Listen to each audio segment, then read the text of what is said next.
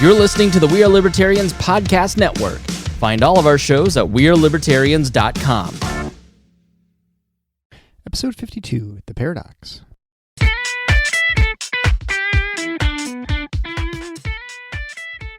Welcome to The Paradox with your attending, Dr. Eric Larson.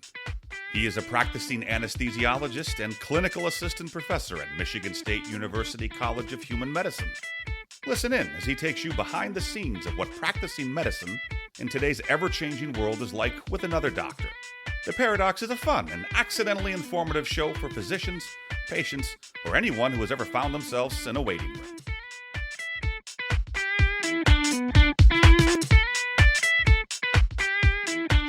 Welcome to The Paradox. I'm your host, Dr. Eric Larson. Thank you for joining me as we explore the U.S. medical system in a fun and informative format where you can learn about what physicians face through expert analysis. Today's expert is Dr. Amaryllis Sanchez Wohlever. She is the author of the new book, Recapturing Joy in Medicine, which she describes as a coaching manual for physicians to live well and lead effectively. The book does a great job of walking you through all the different problems that you may face in your professional or personal life, how it affects either sphere, and then ways of correcting that and reorienting and rebalancing your life. In today's interview, we'll talk about a lot of those topics, specific things that can be used to rebalance and refocus professional and personal career.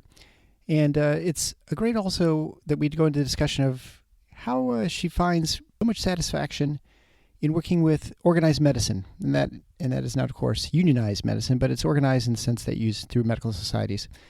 And how she works with state legislators and other elected officials to advance issues that are related to physician wellness and improved patient care. Dr. Wohlever's book, in addition to links that are referred to in the show, can be found at theparadox.com/052. And without further ado, a discussion on bringing joy back to medicine with Dr. Amaryllis Sanchez Wohlever. Enjoy. Well, welcome. I'm here today with a repeat guest, Mari Amaryllis Sanchez Wohlever. Dr. Wohlever is the author of the new book, Recapturing Joy in Medicine, a coaching manual for physicians to live well and lead effectively. Dr. Sanchez is a family physician in Florida. She's a public speaker, coach for physicians. She's all over the place, and she's involved also in organized medicine in Florida and nationally. And she's been spreading the joy of medicine for quite some time now. So, Dr. Wohlever, thank you so much for being here today. Thank you so much for having me back. I think it was episode 15 where I was first with you. Right. You're now the second repeat guest. So I don't know if there's a prize for getting more than two, but I've actually now passed episode 50. So it's actually kind of shocking. Excellent. I don't know what my initial goal was. I guess I didn't really have an initial goal except to have a couple people listen to my show. So it has been a learning experience for me talking to people like you and just people in medicine who are on different professions and just dealing with different things. And so the part that you deal with, I guess I would say, is sort of the human aspect and sort of the I guess the wellness part for physicians. And so let's just talk about your book that you just put out. So what would you say the general goal of your book was, and what drove you to write it? Yeah, well, wonderful. I would say the general goal is to really help my colleagues to recapture that hope to make a difference in people's lives that drew them to medicine in the first place. And there are so many obstacles nowadays to providing that compassionate, excellent care that we are all trained to provide. And so having experienced that in my own life, I now,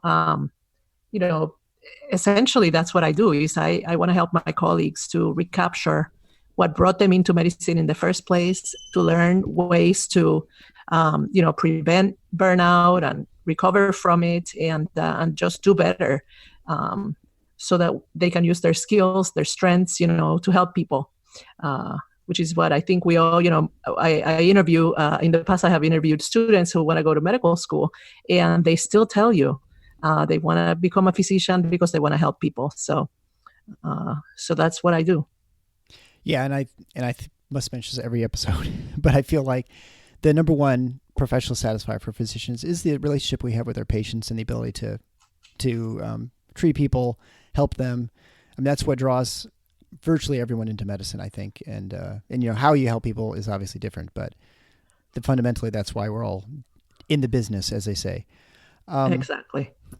So when I speak to physicians, I always say, that we know that the most central part is the patient-physician relationship, and it continues to be shoved to the corner of a room. And so anything we can do to bring that relationship back to the center will bring greater joy. And in fact, the Physicians Foundation survey of American physicians in 2018 still shows that 78.7% of physicians say the most satisfying part of practice is the relationship with patients. So that remains our primary satisfier. Right. Mm-hmm. And then you'd say that the focus for the physicians and to maintain the wellness and increase it and to maximize it is obviously to keep that as sort of your singular focus. Is that correct? Yeah, I think the bottom line is that we cannot give what we don't have. And so I actually just got back from a wonderful conference that focused on physician wellness. And that's what we spent 4 days talking about is how we do better so that we can care for others better. It's like that analogy on a plane where you place the oxygen mask on your face first. I think we tend to be wonderful at caring for others, at being other-centered. But truly, we need to go back to, okay, if we don't do a better job taking care of ourselves, it's going to be pretty hard to continue in a sustainable way to take care of other people when we're, trying to overcome so many obstacles every single day. I mean, it's just exhausting simply to see patients now. And so if we're not caring for ourselves, advocating for our own needs, making sure that we have what we need and our teams have what they need, to care for people, it's just not going to work out. And so that's why we have an epidemic, not only of physician burnout, but unfortunately of physician suicide in this nation. So that's why I decided, I need to get this book out as soon as I can, because it's a hopeful, practical, interactive resource like I really haven't seen another. And some of the physicians who have already read it have said, I wish I had this when I started medical school, and have it to continue to refer to throughout my career.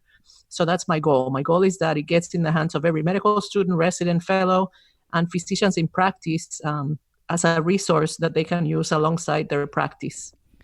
Right. And I think the general format of the book has a quote that sort of focuses on one aspect of medicine that of practice, and then there's a brief description, I guess you'd say, for a couple pages, and then there's a practical sort of exercise that one could go through to figure out, how to incorporate the sort of the tip or the trick for facing whatever certain challenge that you're focusing on in that section. You mentioned if you can't take care of yourself, you really can't do a good job taking care of your patients.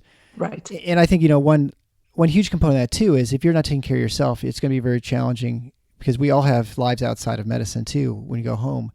And if you're not, there are just as many pulls and stressors at home, if not more sometimes, than at work. Yeah. And so that I assume is also a big focus of your book as well. Yeah. So, really, a lot of the foundation of the book is recognizing that before we became a physician, we were a human being. And although that sounds really obvious, I think our training does such a great job at teaching us to constantly focus on the patient and somebody else's needs but yourself. And in training, we learned that we, for example, if we're assisting a surgical procedure or one of these long surgeries like I had during vascular surgery rotations, you learn that your needs are second, third, fourth, right?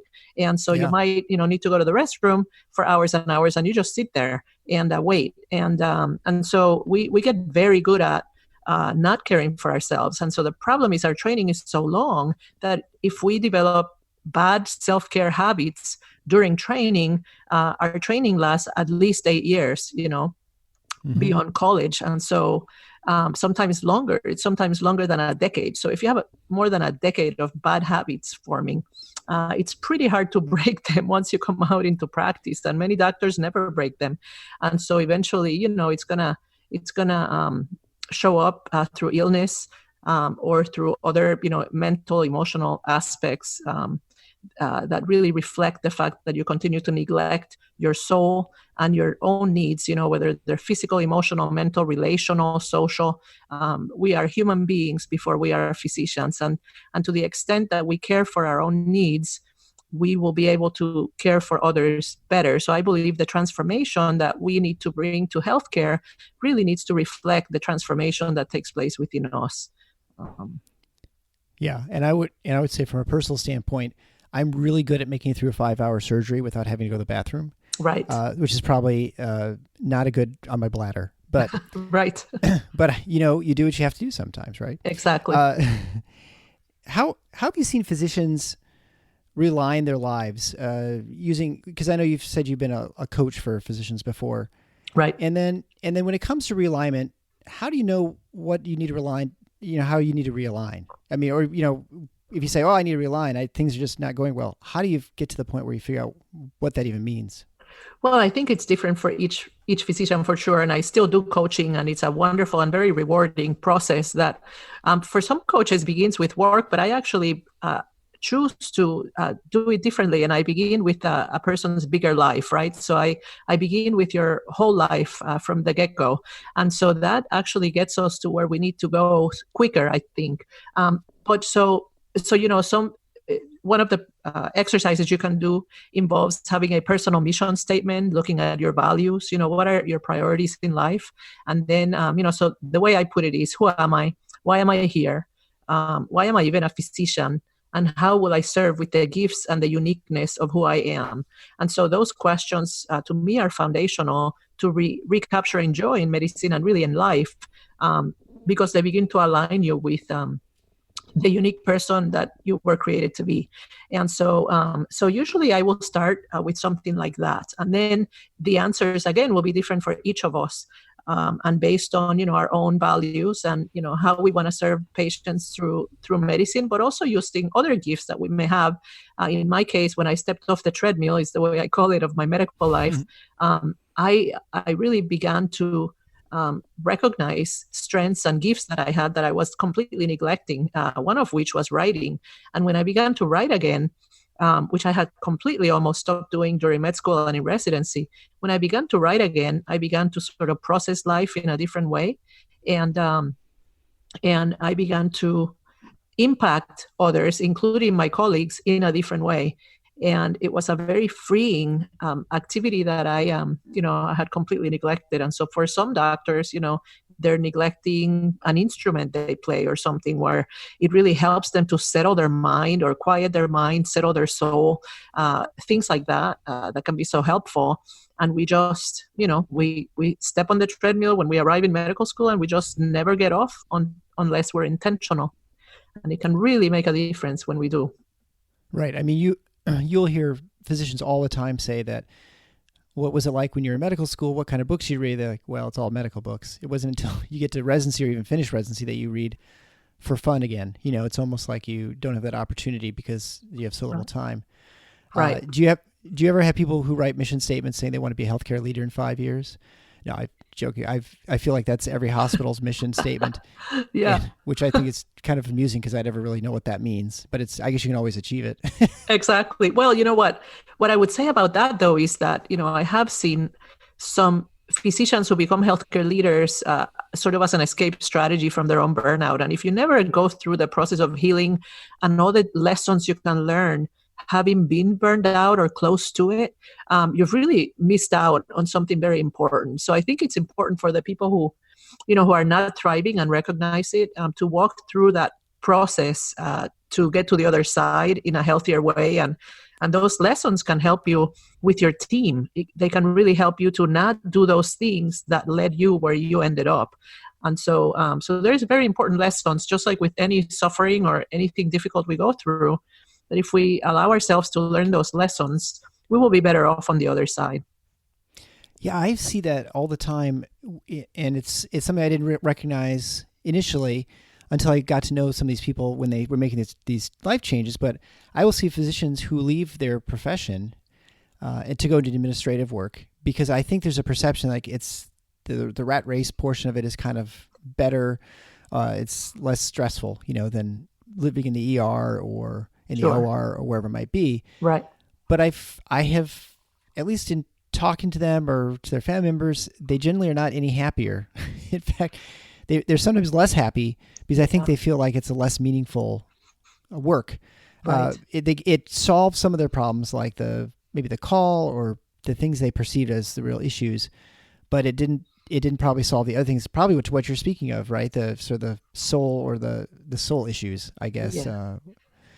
Yeah, I think your point is definitely true, and I've seen that happen, and I think so again, I mean, I think it's important to step back and consider, like, why am I a physician, and how do I want to serve people? And I think that's a question that we often don't ask ourselves, and if we're in jobs where we're just not happy or we're not finding meaning, it is so helpful to step back and speak to an outsider, and to really just kind of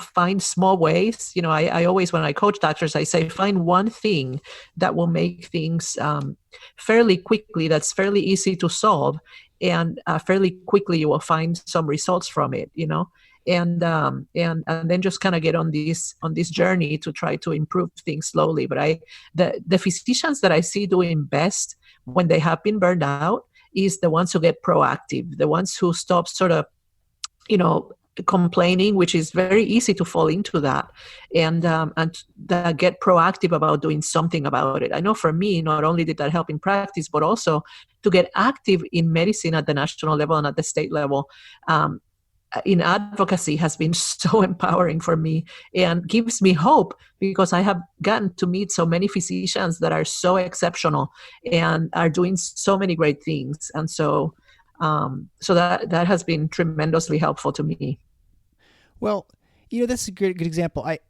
When it comes to the profession and burnout, I mean, I feel like one of the main ways people describe it is this helplessness.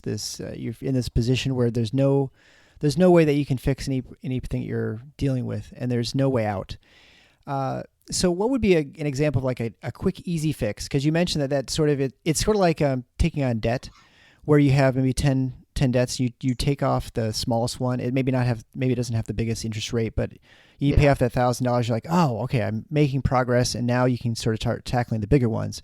So what would be an example of like an easy that you maybe one of your physicians you've worked with? What's like an easy thing that they did that kind of helped them along that road? An easy fix is something like, if you're continually interrupted, say when patients call in or when email messages come in, and your MA or nurse, whoever your assistant is, continually interrupts you throughout the day, and say you're one of the doctors, maybe like me, who does a lot better if I can fully focus right on my patients until I'm done, and then I like to deal with messages. So it can be very, very helpful to have a conversation with whoever your assistant is and say, hey, can we talk about messages at the very beginning of my morning, and when I'm done, maybe halfway through the morning, and at the very end of when I'm done seeing my shift. And so so you control how that's happening a little bit better, and that can be, or batching messages. Of course you can always be interrupted with emergencies and things that are more urgent, right. But not continually, so that you continually have to shift gears between emergencies, urgencies, and the trivial, the very, very trivial, and things that can wait. And so that can be very low-lying fruit, and a fairly quick fix, and there's a lot of things like that. And so again, for every doctor, it'll be a little different, but often we are so overwhelmed because there are so many things that are making us less efficient and driving us crazy when we see patients that they just get overwhelmed, and that takes away their energy to act. And so again, if you just step back and just, okay, let's choose one thing and we'll work on that, and then go to the next one, that is very empowering, and there's hope. You don't feel so helpless, and that's important. Yeah, because you've changed something, and you've brought yourself into control of at least one aspect of your day. Yeah, and what we have lost is autonomy. So so to the extent that I can return some control and autonomy over clinical decision making and also the efficiency of work, boy, it really makes a difference. And then when people feel hope, I mean, hope is healing in itself. And so that's what I try to do continually is, increase hope. And so that's why I wrote this book. It's very hopeful. It moves forward. It is informed by 25 years in medicine and understanding how frustrating and just exhausting it is to see patients in some settings these days.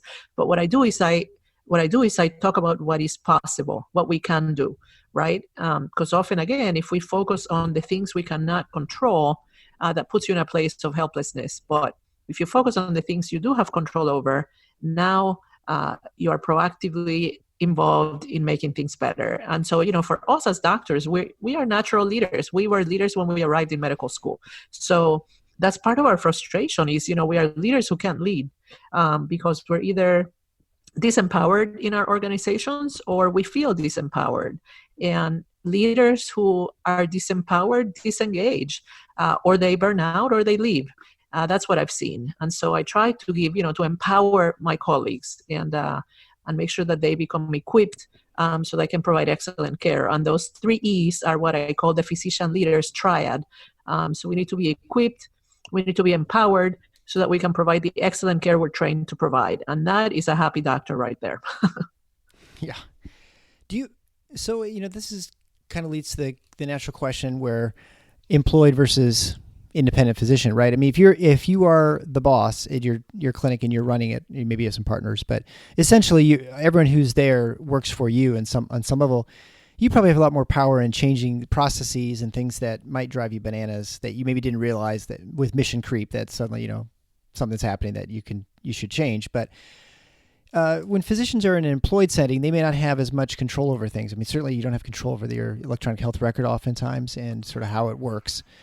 Do you find that it's harder for those physicians to find ways out, or are there plenty of opportunities for low-hanging fruit with their practices as well? I mean, I think we all have opportunities to find some low-lying fruit, but definitely it has become a lot harder because now more than 70% of doctors are employed, and so not independent, and so that's part of why burnout is just skyrocketing, and continuing.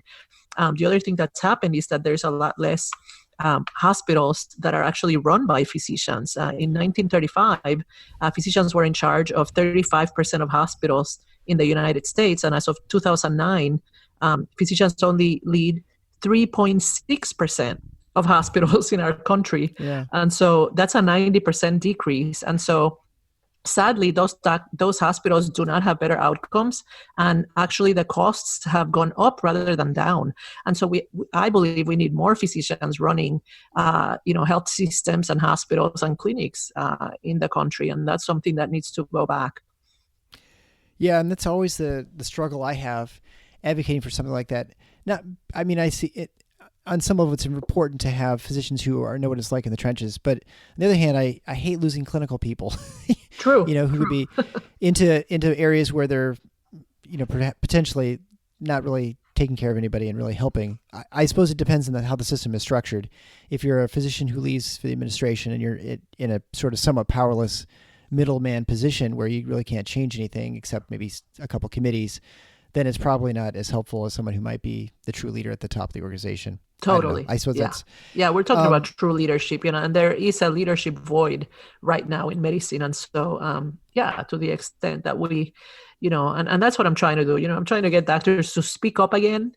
I think now we have, as of 2009, physicians were outnumbered 10-1 by non-clinical administrators. And so what I always say to my colleagues is that for every physician who goes mute in their organization and stops speaking up, that is 10 non-clinical voices that are, speaking loud and clear.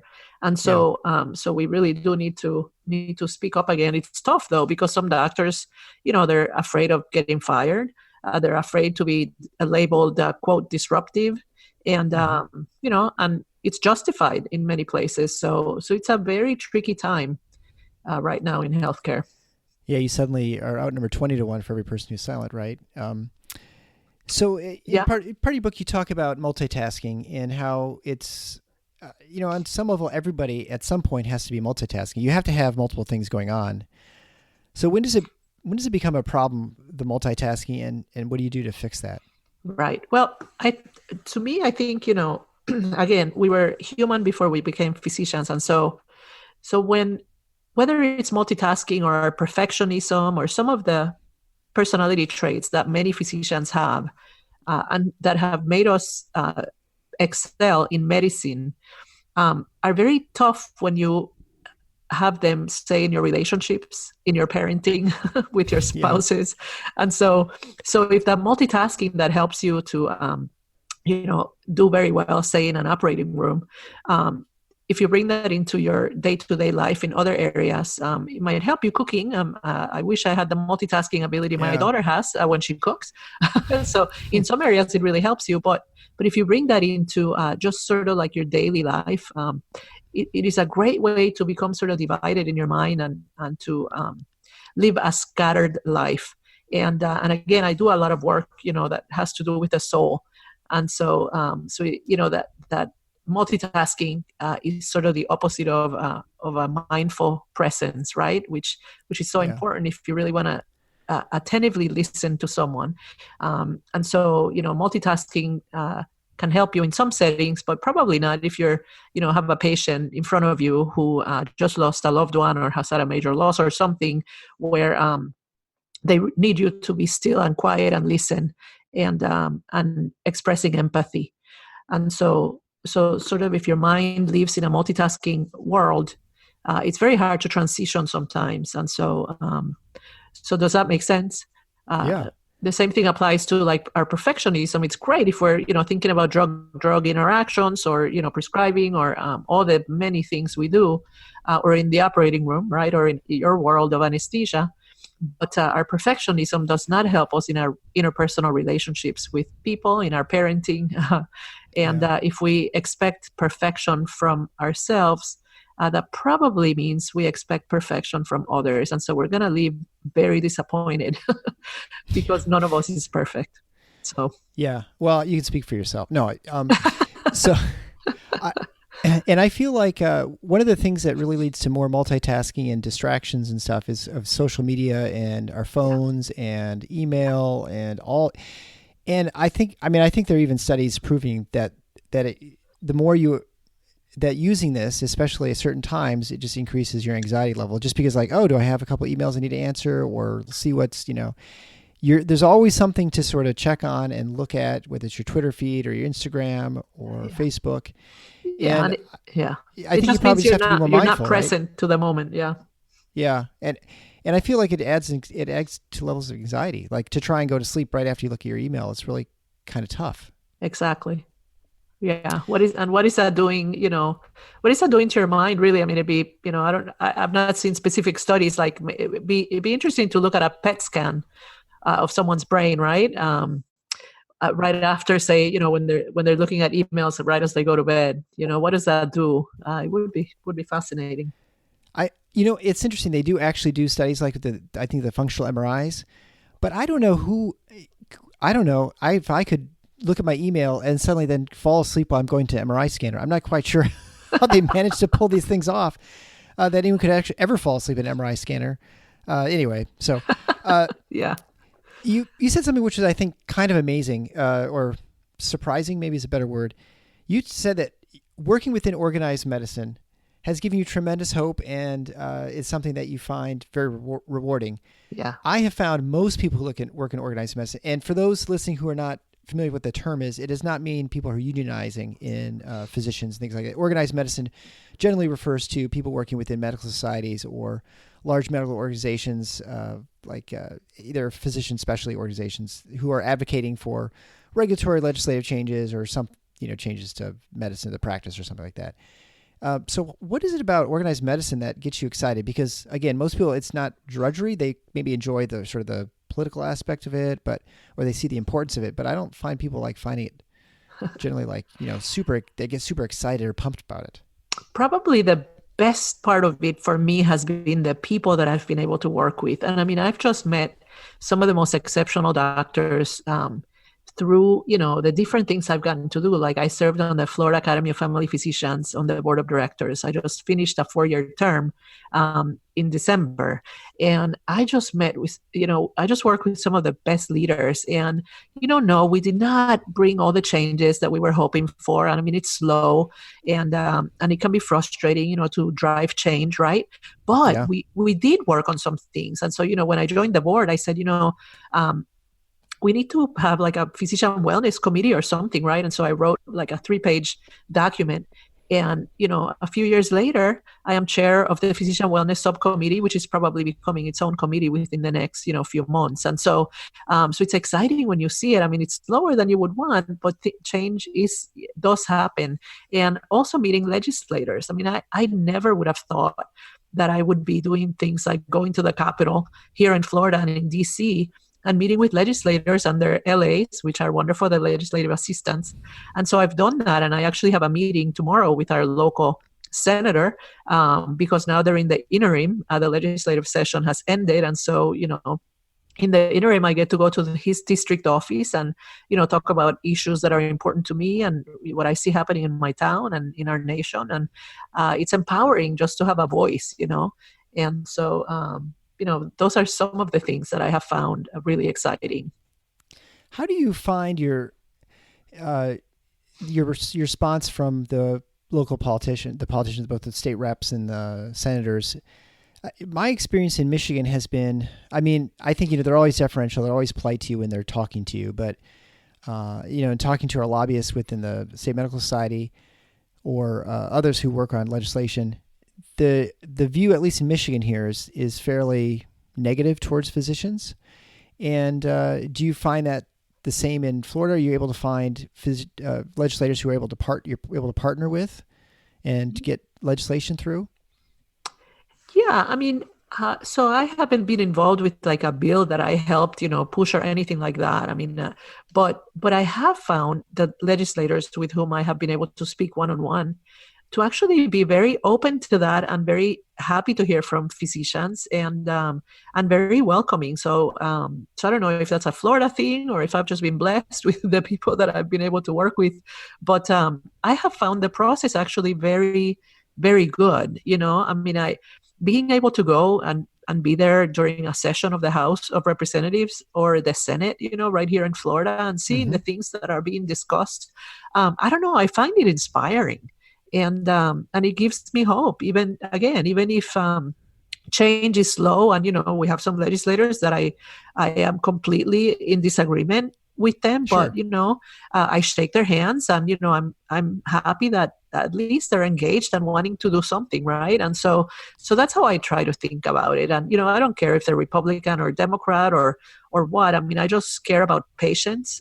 My biggest thing is really patient safety. I have a lot of concerns over some of the ways healthcare is changing and it's not good for patients. And so, when I'm not around, I want my children to have excellent healthcare available, like I have been able to access my whole life. And so that's why I work. And, I don't let the frustration kind of stop me, whether it comes from the legislators or from my own academy sometimes, certainly at the national level. Right. There's a lot of issues that sometimes tie the hands of some, or there's just competing priorities, right? But, again, I try to focus on what I can do and what is possible. And that helps me keep going and not get hopeless.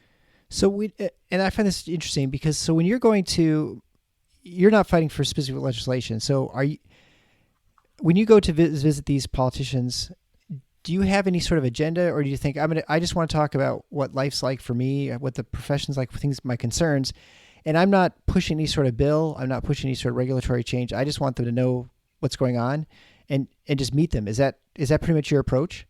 I would say both. I mean, I think it's really great if you meet them. If you don't have an agenda at all, simply to be a resource. So it's great when our legislators have questions that have to do with healthcare. If they come to the experts, right? And physicians are the most highly trained member of the healthcare team in terms of medicine, right? And so I think it's very important that every legislator have a physician on their cell phone that they can call, more than one. with questions related to medicine. And so that's very important. I also have some things that I care a lot about. For example, we need increased funding for graduate medical education. There's a quote Sure. physician shortage, which is really because the residency training spots have been frozen for decades. And so that needs to be reversed. And so there's a bill right now in the Senate at the national level, which is trying to solve that issue. So, there's some things individually that I will fight for. But I think it's important just to, be a resource. And so you're basically just introducing yourself oftentimes to these legislators. Yeah, I'll do that. Okay. Or what I did this week is I, called and said, hey, we talked a little bit when I was at the Capitol in March about some issues. Let's continue that conversation. And so that's what we're doing now in district. It's pretty cool. Well, that's interesting. That's probably a smarter approach too. And I don't know if that's maybe that's just my personality that I tend to have agenda focused conversations. I don't know if that's a male thing too, where I think I'm calling both just for are purpose. important. I mean, I do too, and we're gonna bring some materials with some different issues that we want to discuss. But I think it's about relationships, Yeah. And what happens with as I mean, they continually rotate, and so every 2 years, you get new people, and so you got to re-educate. We have the same thing. You have to re-educate them, and so, but to the extent that you are nurturing some relationships, that will give you, their ear. They will want to hear from you. So sure. And do you get involved in campaigns as well, or do you just kind of meet them after the dust is settled? A little bit. I've done that a little bit. Yeah. Okay. Yeah. Sure. Maybe one day if I run, I'll be really involved. Yeah, you can talk to me about that. I can tell you what my experience was someday. Oh, I love that. Twice. Yeah. You may think twice. We just refer to it as the near miss in my family. Excellent. I almost won. Well, as always, I appreciate the conversation. And again, the book is Recapturing Joy in Medicine by Dr. Amaryllis Sanchez Wohlever. I love saying that name. But Mari, thank you so much for being on. Where's a good place for people to find out more what you're doing, to follow your writing and those sorts of things? Sure. So I have a website. It's faithfulmd for medicaldoctor.com. Also, I find that if people just Google my name, they usually get to my website. But yeah, it's faithfulmd.com. And that has information about my coaching, about my speaking, and also about my books. I have 4 now, and this is my latest. And I'm very excited to get it in the hands where it needs to get to make a real difference. So I thank you. Twitter? I do have a Twitter, and on Twitter I am at faithfulmdcoach. And let's see, Instagram, any of those sorts of things? Or I don't have Instagram. Yeah, I don't know. You can only be on a couple social media sites at once and be effective, I think, or maybe like 1 or 2. Exactly. Yeah. I'm actually surprised that people Google Amaryllis Sanchez Wohlever, they get you. I mean, they don't get some other one who's. Right. I'm sure there's many with that exact name. Yeah. Right. I had Dr. Herkelroth on before. It's probably fair to say that you're probably the only Dr. Deborah Herkelroth in the country. It's like, oh yeah, I hadn't thought about that. Exactly. So. Soon there's going to be a Facebook page which will be called Recapturing Joy in Medicine. So that's coming. And right now my Facebook page is the name is my business name, which is Impact Writing and Coaching. So I do have some doctors who follow me there. Okay. So I have some things coming. Well, thank you so much for your time. I appreciate it, and it's always a delight. Thank you so much for having me, Dr. Larson.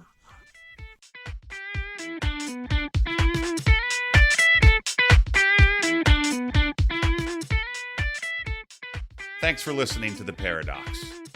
If you like what the doc is doing, please subscribe and leave a review on iTunes or Stitcher. And share the show with your friends. Become a supporting listener to get access to special bonuses at patreon.com/theparadox. Show notes can be found at theparadox.com.